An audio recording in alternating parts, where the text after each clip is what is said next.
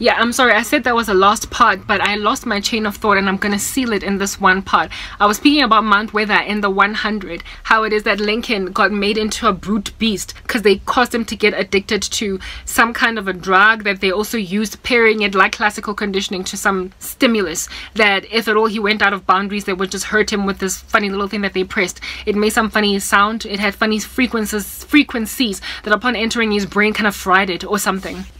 In the show The 100, all of these strategies that they use, oh my goodness, is that me being naked all up in your grill? All of these strategies that they use against people in movies, they're doing it in the human race, but without it being so stark, so overt, and so barbaric looking. They are doing it all in order to control us, such that if at all we get off this drug that they've put us on, they then press some button to cause our brains to basically fry, like Lincoln in the show The 100. The taking away of power, the taking away, the extracting of electricity, basic needs of the citizens on the ground after getting them used to them for all of these years, is essentially the tantamount of classically conditioning them, pairing a stimulus with some kind of a drug that when like certain things are pressed, we start to panic and freak out and become pandemonious, and so we then end up happy to hunt or harvest or farm essentially other human beings on behalf of the elite, like literally calling out your own family member to be arrested or caught by some strange structure or regime when before you would never have been one to be that disloyal. That is what in the world is going on right now. We are being conditioned, guys. Yazini. I'm glad I'm smart, but at the same time it kind of hurts me to be clever, because I see stuff in basic things that I've learned before in academia. I can't help but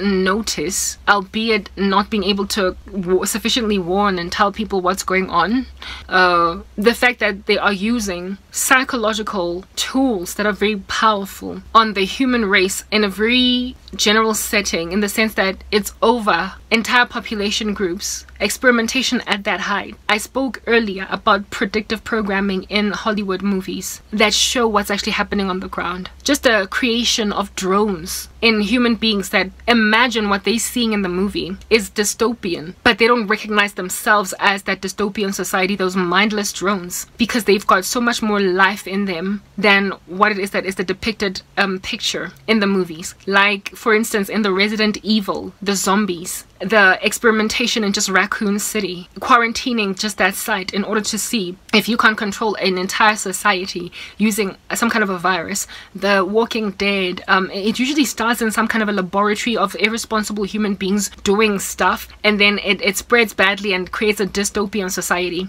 that they did not sign up for, that nobody signed up for. Nobody expected to basically humiliate or decimate the culture of humanity like that, take out the image of God out of people like that, but that's what happened. So I guess, I mean, since it's happened, then let the umbrella corporation run the few people that are left alive, and everybody else that is a zombie is going to do the agenda of the umbrella corporation. There is no cure. I'm sorry, we basically threw the world to the dogs. They keep on keep on telling that to us in movies in Hollywood. They keep on showing us that they are creating a society of zombies, and it's not that they want to do that. They kind of hope to create a society of docile servants that are happy to serve, but the end result is unfortunately zombies. So I guess since we're dealing with zombies, we're just gonna have to take it in our stride. The devil has been telling you what he's doing, what he's gonna do, and y'all are just like imaginative of the fact that it can't possibly be you because you're not a zombie in Resident Evil. Except, are you not on the day when you've been made an addict of electricity and it gets taken away and you get aggressive as a result, not a product of an experiment? We just react to things they give us and then take away. The psychological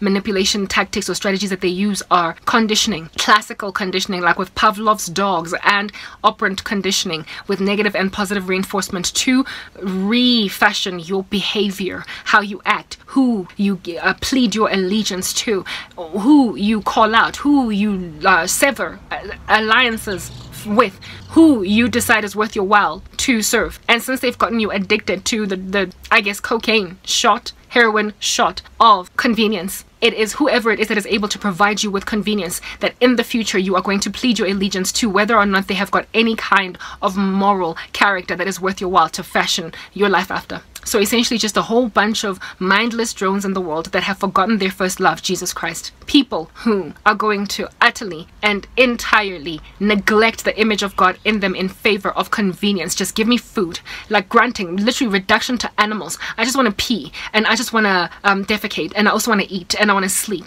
And if at all you can help me get all of that stuff, inconvenience, alongside giving me electricity and Wi-Fi, internet, basically, with like great shelter, if you can provide those basic things for me, I will plead my allegiance to you, notwithstanding that God is to be worshipped and him only, in spite of being brought low or being given much, in spite of abounding and being brought low. In spite of having much, you will have a godliness with contentment that is great again.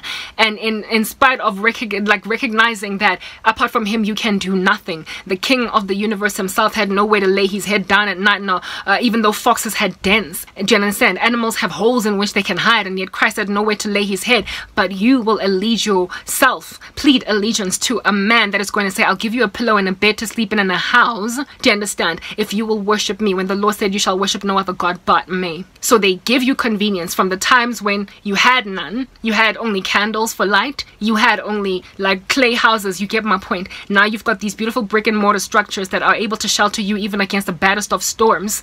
And you also have electricity and Wi-Fi. And the moment they take it away from you for just 2 days, you are already happy to sign a deal with the devil. It is all in order to usher in the insanity of the human race to worship the devil, the Antichrist. That is the internet of people. The technologization, like Russell Brand's term, of human beings. And if you don't give your life to the Lord, you're not going to be able to spot these things. You're not going to be able to see it. You're not going to be able to gauge the curse. You're not going to be able to recognize yourself as Pavlov's dog, that you have been made to salivate at the sound of a metronome. You're not going to be able to spot that you are literally a scientific experiment gone wrong. And now that you've become a zombie, I mean, I guess we got to work with what we got. Like, these global elites don't even know what they're doing. Forgive them, Father, for they know not what they do. But the end result is literally a world of mindless drones. They don't know what they're doing. Their intention is not to create mindless drones, but guess whose intentions it is to create mindless drones? Satan. We war not against flesh and blood, but against rulers, principalities, spiritual wickedness in high places. And so unless you want to be somebody that literally is mobilized to move your hands at the click of a button, you will give your life to Jesus Christ. And that button will be Wi-Fi. It will be internet. It will be food. It will be any pleasure of this earth.